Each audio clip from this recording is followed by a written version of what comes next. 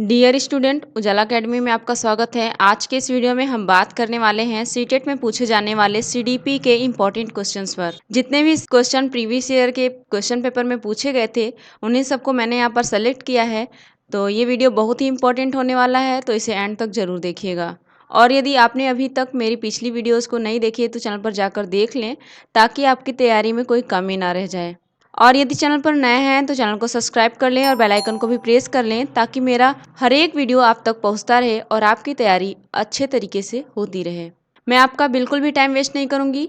चलिए तो बिना टाइम वेस्ट किए वीडियो को स्टार्ट कर लेते हैं और देख लेते हैं क्या है पहला प्रश्न। देखिए, पहला प्रश्न है, एक शिक्षक को समाज में सम्मान मिलना चाहिए जब वह कैसा हो। एक शिक्षक को अब समाज में सम्मान कब मिलना चाहिए? जब वो कैसा होगा, वो जैसा जीवन जीता होगा, क्या करता होगा कि उसे समाज में सम्मान मिलना चाहिए। एक टीचर की बात हो रही है यहाँ पर। देखिए, आपके सामने जो ऑप्शन दिए गए हैं वो कुछ इस प्रकार हैं। एक आदर्श जीवन जीता हो, निष्ठापूर्वक अपनी ड्यूटी करता हो, ऐसा टीचर हो, या फिर प्रभावकारी तरीके से पढ़ाने में सक्षम हो, या फिर ये सभी। देखिए, एक शिक्षक को समाज में सम्मान तब मिलेगा जब वो सभी चीज़ों में परिपूर्ण होगा, ठीक है, अपनी ड्यूटी को निष्ठापूर्वक करेगा, पढ़ाने का काम एकदम अच्छे से करेगा, निष्ठापूर्वक करेगा, और अच्छे से पढ़ा पा रहा हो, पढ़ाने में सक्षम होगा, और आदर्श जीवन जी रहा हो, तभी तो उसे समाज में सम्मान मिलेगा, है ना। यानी कि यहाँ पर जो करेक्ट आंसर है ये भी है, एक आदर्श जीवन जीता हो ऐसा टीचर हो, निष्ठापूर्वक अपनी ड्यूटी करता हो ऐसा भी होना चाहिए उसके अंदर, और एक प्रभावकारी तरीके से पढ़ाने में सक्षम हो। ये बहुत ही इंपॉर्टेंट है। एक टीचर का काम क्या है? पढ़ाना। और वो प्रभावकारी तरीके से पढ़ा ही नहीं पा रहा है, उसमें सक्षम ही नहीं है, तो उसको सम्मान कैसा कैसा सम्मान मिलेगा? तो प्रभावकारी तरीके से पढ़ाने में भी सक्षम हो, यानी कि ये तीनों ही ऑप्शन यहाँ पे करेक्ट हो जाएगा। इसलिए ऑप्शन नंबर डी ये सभी करेक्ट है ना। ऑप्शन नंबर डी इस क्वेश्चन का राइट आंसर हो जाएगा। क्यों? क्योंकि ये तीनों ही ऑप्शन सही हैं। एक टीचर के अंदर ये तीनों ही गुण होगा तभी उसे समाज में सम्मान मिलना चाहिए, ठीक है, तभी सम्मान मिलेगा। इतना यह ध्यान रखिएगा। ये कई बार क्वेश्चन पूछा जाता है, आपके एग्जाम में ऐसे ही क्वेश्चन देखने को मिलेंगे, तो घबराइएगा नहीं बिल्कुल। बस क्वेश्चन को समझने की कोशिश करिएगा। अगर आप क्वेश्चन को समझ पा रहे हैं, समझ जाते हैं, तो आप आंसर बहुत आसानी से कर लेंगे, ठीक है। यहाँ पर ऑप्शन नंबर डी करेक्ट है, ये सभी। देखिए आगे जो है क्वेश्चन नंबर 2, निम्न में से किसे आप अधिगम की सबसे उचित परिभाषा मानेंगे। इन चारों ऑप्शन में से हमें बताना है किसे सबसे उचित परिभाषा आप मानने वाले हैं। और देखिए ऑप्शन जो दिया गया है, समस्याएं हल करना, विशिष्ट हुनर का विकास, आचरण संबंधी प्रवृत्ति का विकास, इनमें से कोई नहीं। अधिगम की बात हो रही है। इन चारों ऑप्शन में से आप सेलेक्ट करिए कि कौन अधिगम की सबसे उचित परिभाषा है। सीखने की, अधिगम मतलब सीखने की, लर्निंग की कौन सी सबसे अच्छी परिभाषा है। तो यहाँ पर जितने भी अभ्यर्थी इस क्वेश्चन का राइट आंसर कर रहे हैं, ऑप्शन नंबर डी वो बिल्कुल सही है। इनमें ऐसा कोई भी ऑप्शन नहीं है जिसे हम कह सकें सबसे उचित परिभाषा हो, है ना। अधिगम की बात की जा रही है, और यहाँ पर ऑप्शन कुछ और ही दिए गए हैं, इसलिए इस क्वेश्चन को जो राइट आंसर हो जाएगा वो हो जाएगा ऑप्शन नंबर डी। आगे क्वेश्चन नंबर 3, कोई व्यक्ति एक प्रभावकारी तरीके से एक हुनर कैसे सीख सकता है। प्रभावकारी तरीके की बात हो रही है कि अगर कोई व्यक्ति है उसे प्रभावकारी तरीके से हुनर सीखना है तो वो कैसे सीख सकता है। आपके सामने देखिए ऑप्शन भी दिए गए हैं, अवलोकन करके, सुनकर, पढ़कर, देखकर, खुद करके। देखिए एक व्यक्ति को अगर प्रभावकारी तरीके से हुनर सीखना है, कोई हुनर सीखना हो, तो उसे क्या करना चाहिए? सुनना चाहिए या फिर पढ़ना चाहिए? अवलोकन करके क्या करेंगे बताइए।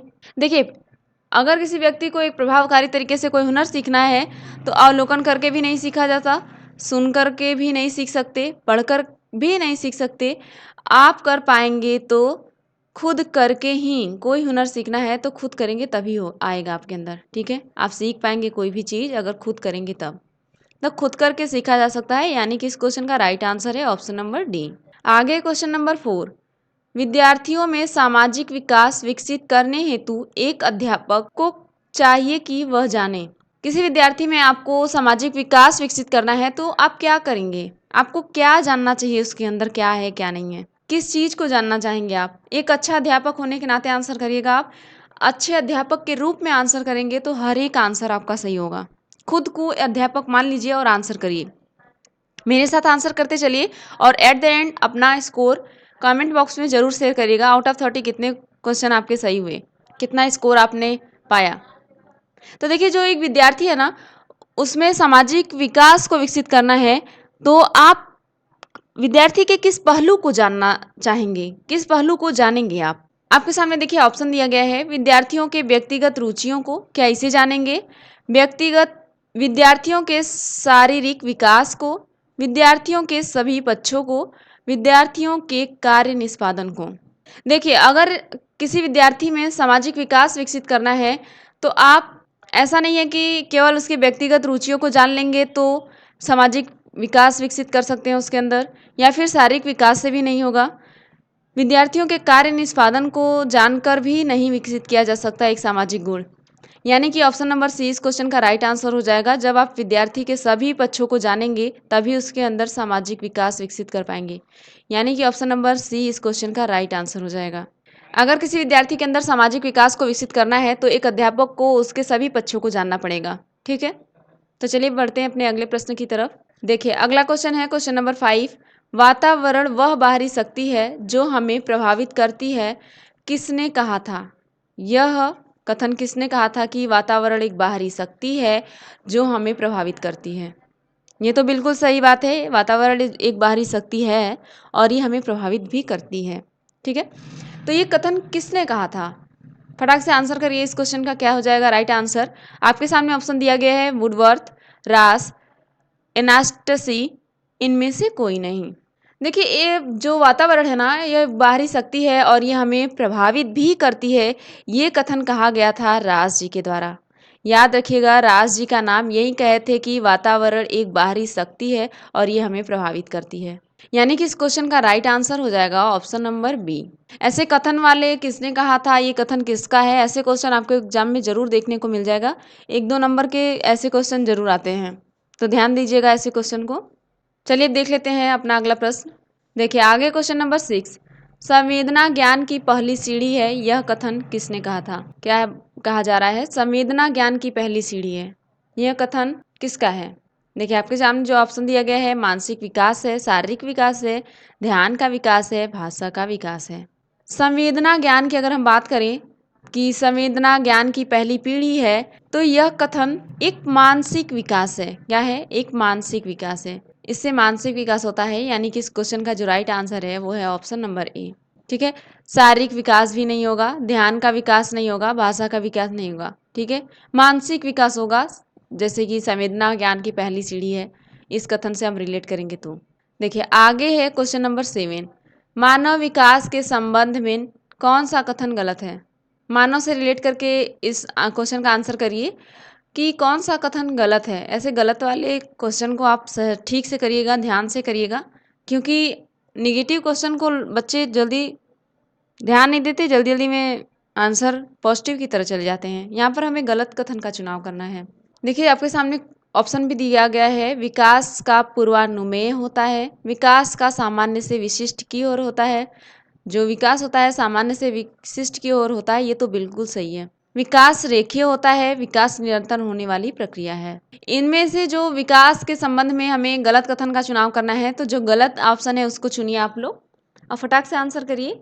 तो देखिए, जितने भी लोग इस क्वेश्चन का राइट आंसर कर रहे हैं, ऑप्शन नंबर सी वो बिल्कुल करेक्ट है। विकास रेखीय होता है, ये कथन बिल्कुल गलत है। एकदम रेखीय विकास नहीं होगा, है ना? ऐसा नहीं है कि एकदम विकास ऐसे ही होगा, इसलिए ये कथन गलत हो जाएगा। यानी कि इस क्वेश्चन का राइट आंसर है ऑप्शन नंबर सी। बाकी विकास निरंतर होने वाली प्रक्रिया है, ये भी सही है। सामान्य से विशिष्ट की ओर विकास होता है, ये भी सही है। पूर्वानुमेय होता है, ये भी सही है। विकास रेखीय नहीं होता है, इस बात को याद रखेंगे, इस पॉइंट को आप ध्यान रखिएगा। कभी भी एग्जाम में क्वेश्चन पूछा जा सकता है, ऐसे छोटे छोटे ही क्वेश्चन पूछे जाते हैं ना, तो हर एक टॉपिक को आपको ध्यान देना है। देखिए, आगे है क्वेश्चन नंबर 8। निम्न में से कौन सा वंशानुक्रम का निकाय नहीं है? फिर एक बार नहीं वाले क्वेश्चन आ गए आपके सामने। वंशानुक्रम का निकाय नहीं है, बताइए फटाक से। ऑप्शन है समानता, विभिन्नता, प्रत्यागमन, अभिप्रेरणा। अभिप्रेरणा क्या हो जाएगा भाई? वंशानुक्रम का निकाय नहीं है, बताइए जल्दी जल्दी। देखिए, यहाँ पर करेक्ट आंसर है ऑप्शन नंबर डी, अभिप्रेरणा। यह अभिप्रेरणा वंशानुक्रम का निकाय नहीं है। ठीक है, याद रखिएगा, यानी कि इस क्वेश्चन का राइट आंसर है ऑप्शन नंबर डी। देखिए आगे क्वेश्चन नंबर 9। देखिए जो क्वेश्चन नंबर 9 है, यहाँ पर थोड़ा सा टाइपिंग मिस्टेक है। यहाँ पर 20वीं शताब्दी हो जाएगा। क्या हो जाएगा? 20वीं शताब्दी, है ना। 20वीं शताब्दी को बालक की शताब्दी कहा जाता है, यह कथन किसका है? जो 20वीं शताब्दी है वो बालक की शताब्दी कहा जाता है, यह कथन किसने कहा था? आपके सामने ऑप्शन दिया गया है मुर्रे के द्वारा, एडलर के द्वारा, क्रो एंड क्रो के द्वारा, जे बी वाटसन के द्वारा।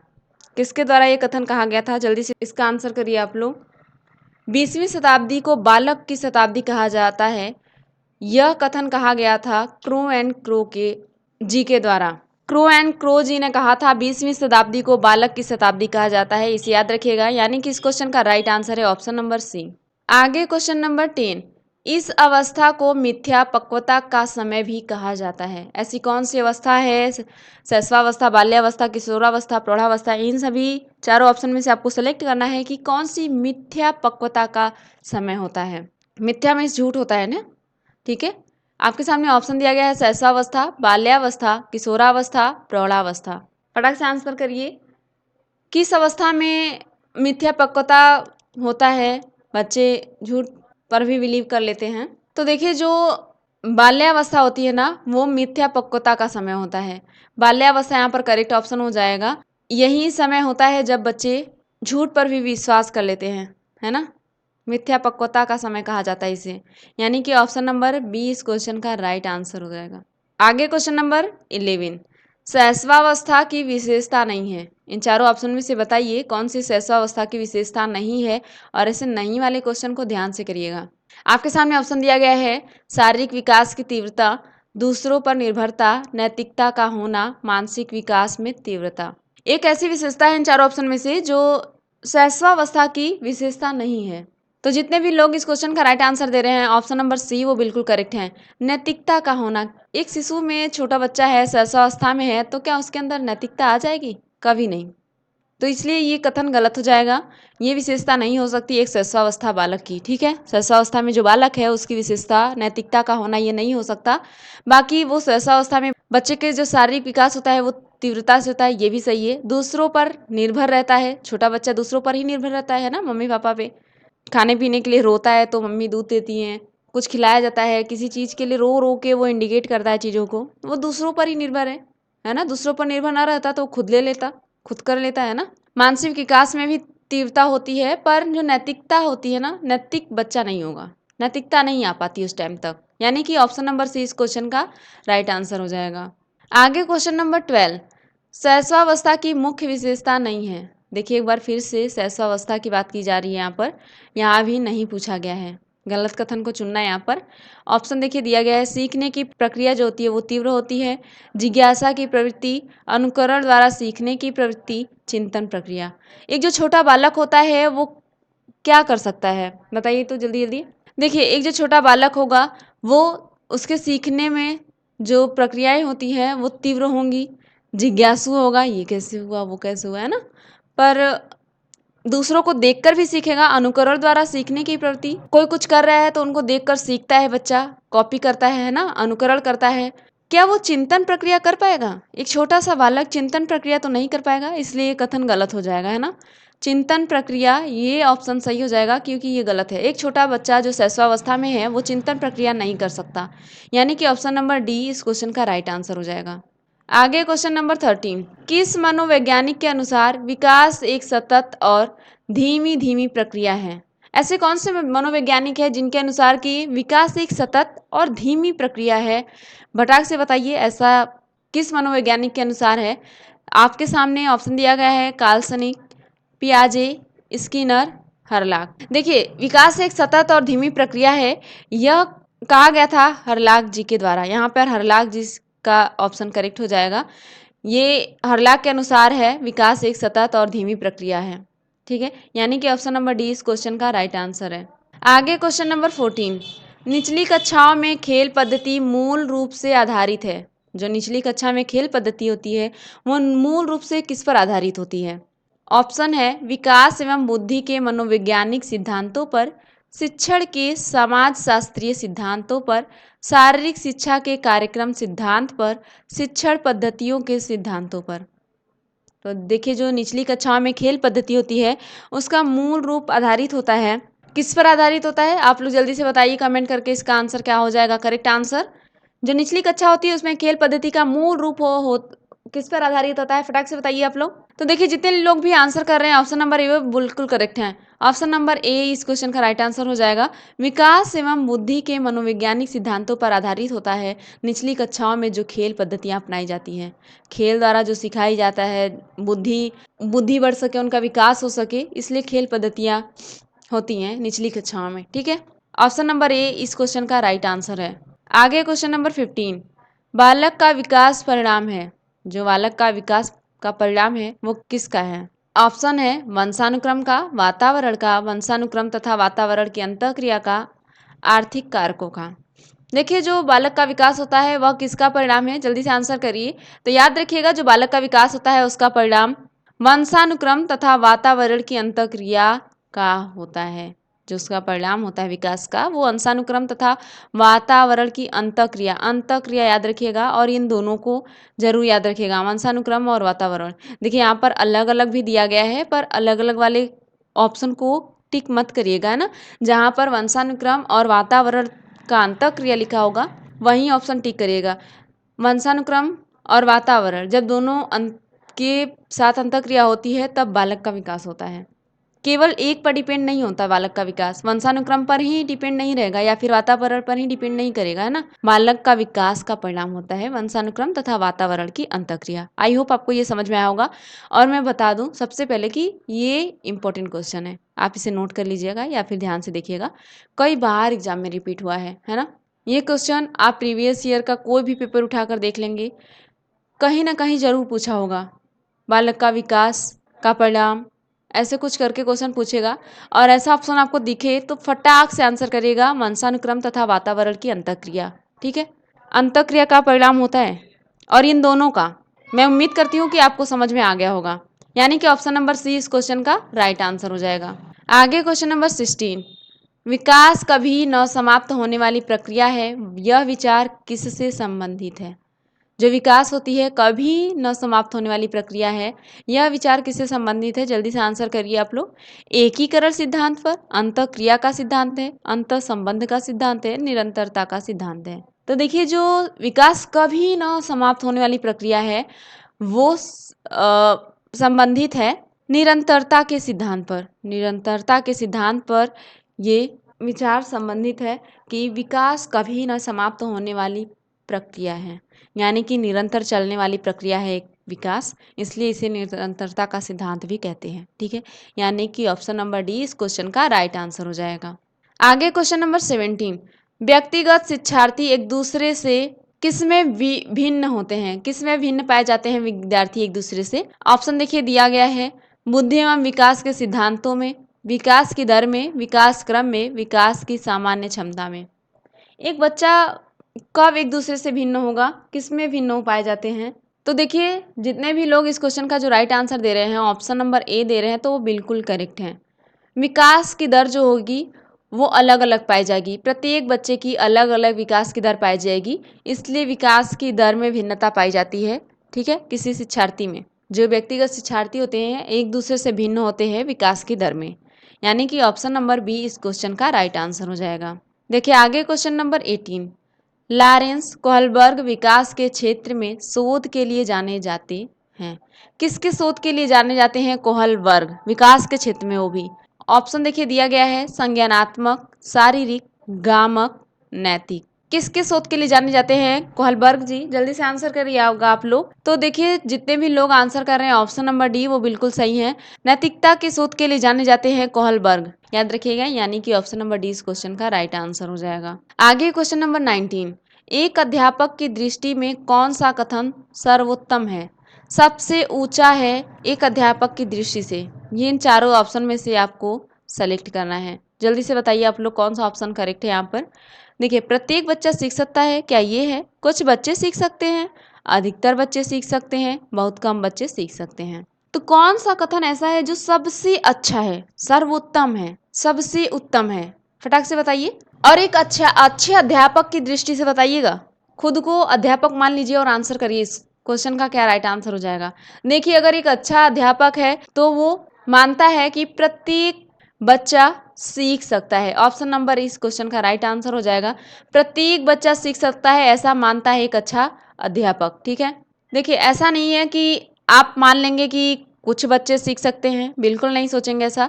अधिकतर बच्चे सीख सकते हैं, ये भी नहीं सोचना है। बहुत कम बच्चे सीख सकते हैं, ये तो उम्मीद ही मत करिएगा, है ना। अगर आप एक अच्छे टीचर हैं तो आपको मानना होगा कि प्रत्येक बच्चा सीख सकता है।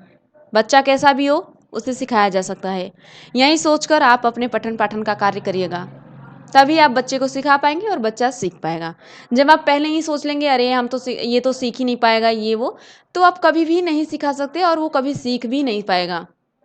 इसलिए आपको यही मान के चलना चाहिए कि प्रत्येक बच्चा सीख सकता है, प्रत्येक बच्चे को चीज़ें सिखाई जा सकती हैं। कोई पहले से ही सीख के नहीं आया होता है, सब पृथ्वी पर आने के बाद ही सीखते हैं। तो आप कभी मत मानिएगा कि कोई बच्चा सीख नहीं सकता है या इसे सिखाना बेकार है ये वो, ऐसा कुछ नहीं मानेंगे। अगर आप एक अच्छे अध्यापक हैं तो आपके मन में होना चाहिए कि प्रत्येक बच्चे को सिखाया जा सकता है। यानी कि इस क्वेश्चन का जो राइट आंसर है वो है ऑप्शन नंबर ए। आगे क्वेश्चन नंबर 20। गामक विकास से हमारा तात्पर्य मांसपेशियों के विकास से तथा पैरों के उचित उपयोग से। जो गामक विकास है उसका तात्पर्य किससे है? मांसपेशियों के विकास से तथा पैरों के उचित उपयोग से।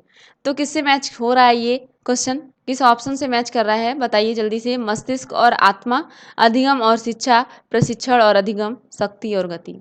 देखिए, जितने भी लोग इस क्वेश्चन का राइट आंसर कर रहे हैं ऑप्शन नंबर डी वो बिल्कुल सही है। शक्ति और गति से ये क्वेश्चन रिलेट कर रहा है। कैसे? देखिए, मांसपेशियों का विकास होगा तो शक्ति होगी, है ना। जब हमारी बॉडी में मसल्स मांसपेशियों का विकास होता है तो पावरफुल हो जाते हैं आप, है ना। और पैरों का जब उचित विकास होगा तो गति होगी, गति बढ़ेगी, गति का विकास होगा। इसलिए शक्ति और गति यहाँ पर करेक्ट आंसर हो जाएगा। ऑप्शन नंबर डी इस क्वेश्चन का राइट आंसर हो जाएगा। मस्तिष्क और आत्मा का विकास नहीं होगा। अधिगम और शिक्षा कोई दूर दूर का नाता नहीं है। प्रशिक्षण और अधिगम कोई नाता नहीं है। इसलिए इस क्वेश्चन को जो रिलेट कर रहा है ऑप्शन वो है गति और शक्ति, यही करेक्ट आंसर हो जाएगा। देखिए आगे क्वेश्चन नंबर 21। इस अवस्था में बालकों में नई खोज करने की और घूमने की प्रवृत्ति अधिक बढ़ जाती है। बहुत अधिक प्रवृत्ति बढ़ जाती है किस अवस्था में? जब बालक नया नया खोज करने की सोचता है और बहुत अधिक घूमने का प्रयास करता है। ऐसी कौन सी अवस्था है जिसमें ये होता है बताइए? शैशवावस्था में होता है क्या, उत्तर बाल्यावस्था में होता है, किशोरावस्था में होता है या प्रौढ़ावस्था में होता है? किस अवस्था में होता है? जब बच्चा नई नई खोज करने की सोचता है और घूमने की प्रवृत्ति जागृत हो जाती है, बहुत अधिक बढ़ जाती है, ऐसी प्रवृत्तियां हैं। तो देखिए, जो उत्तर बाल्यावस्था का बच्चा होता है इसके अंदर नई नई खोज करने की इच्छा होती है और घूमने की प्रवृत्ति बढ़ जाती है ना, बहुत अधिक बढ़ जाती है उत्तर बाल्यावस्था में। यानी कि ऑप्शन नंबर बी इस क्वेश्चन का राइट आंसर हो जाएगा। याद रखिएगा कि उत्तर बाल्यावस्था में बच्चे को नई खोज करना और घूमने की जो प्रवृत्ति है वो बढ़ जाती है, बहुत अधिक बढ़ जाती है। आगे क्वेश्चन नंबर 22। तर्क, जिज्ञासा तथा निरीक्षण शक्ति का विकास होता है किस वर्ष की आयु पर? किस वर्ष की आयु में बच्चे के अंदर तर्क, जिज्ञासा और निरीक्षण की शक्ति का विकास हो जाता है? ऑप्शन देखिए दिया गया है 7 वर्ष, 11 वर्ष, 9 वर्ष, 6 वर्ष। किस वर्ष में हो जाती है? जल्दी से आंसर करिए, इस क्वेश्चन का क्या राइट आंसर हो जाएगा। तो देखिए, जितने भी लोग इस क्वेश्चन का राइट आंसर कर रहे हैं 11 वर्ष वो बिल्कुल सही है। तर्क, जिज्ञासा और निरीक्षण की शक्ति का विकास हो जाता है एक बच्चे के अंदर 11 वर्ष की आयु में। इतना याद रखिएगा आप, कई बार क्वेश्चन पूछा गया है एग्जाम में। यानी कि ऑप्शन नंबर 20 क्वेश्चन का राइट आंसर हो जाएगा। आगे क्वेश्चन नंबर 23। ब्रिजेज के अनुसार उत्तेजना भाग है। उत्तेजना का क्या भाग है ब्रिजेज के अनुसार? जल्दी से इसका आंसर करिए आप लोग। सामाजिक विकास का, शारीरिक विकास का, संवेगात्मक विकास का, मानसिक विकास का। ब्रिजेज के अनुसार उत्तेजना का भाग कौन सा है? जल्दी से कमेंट करके इसका आंसर बताइए आप लोग। तो देखिए, जितने भी लोग इस क्वेश्चन का राइट आंसर कर रहे हैं संवेगात्मक विकास का, वो बिल्कुल करेक्ट है। जो ब्रिजेज के अनुसार उत्तेजना का भाग है वो है संवेगात्मक विकास का। ठीक है, यानी कि ऑप्शन नंबर सी इस क्वेश्चन का राइट आंसर हो जाएगा। आगे क्वेश्चन नंबर 24। बुद्धि परीक्षण निर्माण के जन्मदाता हैं। उसके निर्माण के जन्मदाता की बात की जा रही है यहाँ पर। कौन है जन्मदाता बुद्धि परीक्षण निर्माण के? ऑप्शन देखिए दिया है लेवेटर, Francis Galton, William Stern, Alfred वीने। जो बुद्धि परीक्षण निर्माण था उसके जन्मदाता हैं अल्फ्रेड वीने जी। अल्फ्रेड वीने जन्मदाता हैं बुद्धि परीक्षण निर्माण के। ठीक है, यानी कि ऑप्शन नंबर डी इस क्वेश्चन का राइट आंसर हो जाएगा। आगे क्वेश्चन नंबर 25। छोटा शिशु खिलौनों तथा अन्य वस्तुओं को फेंक कर उसके भागों को अलग करके किस भाव को प्रदर्शाता है? जब कोई छोटा शिशु है, बालक है, वो खिलौनों तथा उसके अन्य जो पार्ट हैं उसको, अन्य जो वस्तुएं हैं उसको फेंक देता है या उसके भागों को अलग अलग कर देता है, तो वो किस भाव को प्रदर्शित कर रहा है? देखिए ऑप्शन जो दिया गया है वो है पर निर्भरता, स्व प्रेम की भावना, जिज्ञासा प्रवृत्ति, दोहराने की प्रवृत्ति। किस भाव को प्रदर्शित कर रहा है एक छोटा बालक जब वो खिलौनों को तथा अन्य वस्तुओं को फेंक देता है और उसके भागों को अलग अलग कर देता है? तो वो छोटा बालक किस भाव को प्रदर्शित कर रहा है? जल्दी से बताइए आप लोग इसका आंसर। तो देखिए वो छोटा बालक जिज्ञासा प्रवृत्ति के भाव को प्रदर्शित कर रहा है। जब एक छोटा शिशु होगा वो खिलौनों को फेंकेगा, तोड़ेगा या फिर उसके पार्ट पार्ट को अलग कर देगा, इसका मतलब है वो जिज्ञासा प्रवृत्ति के भाव को दर्शा रहा है। यानी कि ऑप्शन नंबर सी इस क्वेश्चन का राइट आंसर हो जाएगा। आगे क्वेश्चन नंबर 26। निम्नलिखित में से कौन समस्या समाधान की वैज्ञानिक पद्धति का पहला चरण है? क्या कह रहा है क्वेश्चन? समस्या समाधान की वैज्ञानिक पद्धति का पहला चरण पूछा गया है। ऑप्शन देखिए दिया गया है प्राक कल्पना का परीक्षण करना, समस्या के प्रति जागरूकता, प्रासंगिक जानकारी को एकत्र करना, प्राक कल्पना का निर्माण करना। देखिए जो समस्या समाधान की सबसे पहला चरण है ना, उसमें आता है समस्या के प्रति जागरूकता। अगर कोई समस्या है उसके प्रति आप सबसे पहले जागरूक होंगे तभी उस समस्या का समाधान कर पाएंगे, है ना। जागरूकता ये पहली सीढ़ी है, पहला चरण है, पहला पड़ाव है। ठीक है, आप समस्या के प्रति जागरूक तो होइए, तभी तो आप समस्या का समाधान कर पाएंगे। कुछ आइडिया आएगा आपके मन में, ऐसे करेंगे तो ठीक हो जाएगा, वो करेंगे तो ठीक होगा। अगर आप जागरूक ही नहीं है, छोड़ दे रहे हैं, अरे छोड़ो हटाओ, तो कैसे होगा? ये जो समस्या के प्रति जागरूकता है ये पहला चरण माना जाता है समस्या समाधान का। ठीक है, यानी कि ऑप्शन नंबर बी इस क्वेश्चन का राइट आंसर हो जाएगा। आगे क्वेश्चन नंबर 27। किशोरावस्था की अवधि है, किशोरावस्थी की अवधि किस वर्ष से किस वर्ष तक की होती है? बताइए जल्दी से। ऑप्शन देखिए दिया गया है 12 से 19 वर्ष, 10 से 14 वर्ष, 15 से 20 वर्ष, 20 से 25 वर्ष। देखिए जो किशोरावस्था की अवधि होती है ना, समय होता है वो होता है 12 से 19 वर्ष। 12 से 19 वर्ष की अवधि को कहा जाता है किशोरावस्था की अवधि। याद रखिएगा, कई बार क्वेश्चन पूछा जाता है और इसे इंपॉर्टेंट में आप नोट कर लीजिएगा। और ये सभी जो शैशवावस्था, बाल्यावस्था, किशोरावस्था, ये सभी अवस्थाओं की अवधि याद करके जाइएगा। किस वर्ष से किस वर्ष तक बाल्यावस्था, किशोरावस्था होता है, ये सब पढ़ के जाइएगा आप लोग। यानी कि किशोरावस्था की जो अवधि होती है 12 से 19 वर्ष होती है, याद रखिएगा इसे। ऑप्शन नंबर ए इस क्वेश्चन का राइट आंसर हो जाएगा। आगे क्वेश्चन नंबर 28। निम्नलिखित में से वंशक्रम संबंधित नियम है, इसमें से कौन सा वंशक्रम संबंधी नियम है? बताइए जल्दी से। ऑप्शन देखिए दिया गया है प्रयासों का नियम, सीखने का नियम, समानता का नियम, स्वास्थ्य का नियम। जो वंशाक्रम से संबंधित नियम है उसका चुनाव करना है यहाँ पर। तो देखिए जितने भी लोग इस क्वेश्चन का राइट आंसर कर रहे हैं, ऑप्शन नंबर सी वो बिल्कुल करेक्ट है। समानता का नियम ये वंशानुक्रम संबंधी नियम है। ठीक है, समानता का नियम याद रखिएगा, यानी कि इस क्वेश्चन का राइट आंसर है ऑप्शन नंबर सी। आगे क्वेश्चन नंबर 29। बाल विकास का सही क्रम, हमें बाल विकास का जो सही क्रम होता है उसका चुनाव करना है। देखिए जो ऑप्शन दिया गया है वो इस प्रकार है प्रौढ़ावस्था, किशोरावस्था, बाल्यावस्था। क्या ये सही आंसर है? या फिर पूर्व किशोरावस्था, मध्य किशोरावस्था, उत्तर किशोरावस्था, बाल्यावस्था, किशोरावस्था, प्रौढ़ावस्था? इनमें से कोई नहीं। कौन सा ऑप्शन करेक्ट हो जाएगा बाल विकास के क्रम में? देखिए एक जो बालक का विकास होता है उसका भी क्रम होता है ना। सबसे पहले शैशवावस्था, फिर बाल्यावस्था, फिर किशोरावस्था, फिर प्रौढ़ावस्था। ठीक है, तो ऐसा कौन सा ऑप्शन है जिसमें तीनों ही क्रम से पाया जा रहा है? बताइए जल्दी से कमेंट करके इसका आंसर। तो देखिए ऑप्शन नंबर सी यहाँ पर करेक्ट हो जाएगा, क्योंकि बाल्यावस्था दिया है, फिर उसके बाद किशोरावस्था दिया है, फिर प्रौढ़ावस्था दिया है, इसलिए ये ऑप्शन करेक्ट हो जाएगा। ऑप्शन नंबर सी इस क्वेश्चन का राइट आंसर हो जाएगा। और देखिए पहला ऑप्शन देखिए क्या है, प्रौढ़ावस्था पहले ही दे दिया, किशोरावस्था दिया, फिर बाल्यावस्था दिया। क्या ये उल्टा क्रम चल रहा है, ऐसा लग रहा है आपको? तो बिल्कुल ये उल्टा क्रम हो गया। और अगर यहीं बाल्यावस्था, किशोरावस्था, प्रौढ़ावस्था दिया होता तो करेक्ट हो जाता। यहाँ दूसरे ऑप्शन में क्या दिया है, पूर्व किशोरावस्था, मध्य किशोरावस्था, उत्तर किशोरावस्था। ये भी ऑप्शन गलत हो जाएगा और इनमें से कोई नहीं, ये तो छोड़ दीजिए, क्योंकि ऑप्शन नंबर सी यहाँ पर हमें सही आंसर मिल गया है। बाल्यावस्था, किशोरावस्था, प्रौढ़ावस्था, शैशवावस्था इसके पहले की अवस्था होती है, बाल्यावस्था के पहले की अवस्था।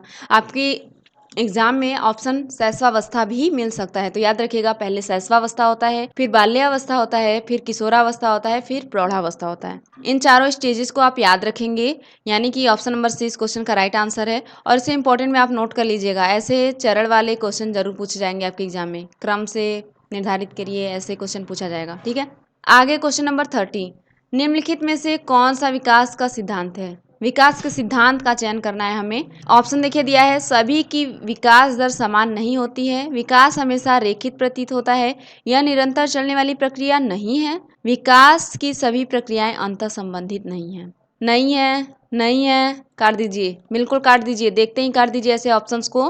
क्यों भाई? निरंतर चलने वाली प्रक्रिया है विकास की, मैं बार बार समझा रही हूँ। जो विकास है वो सतत चलने वाली प्रक्रिया है, निरंतर चलती रहती है।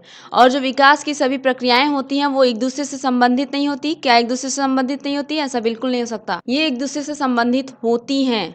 जो सभी प्रक्रियाएं होती हैं विकास की ना, वो एक दूसरे से संबंधित होती हैं। इसलिए यहाँ पर नहीं दिया है, इसलिए इस ऑप्शन को भी आप हटा दीजिए।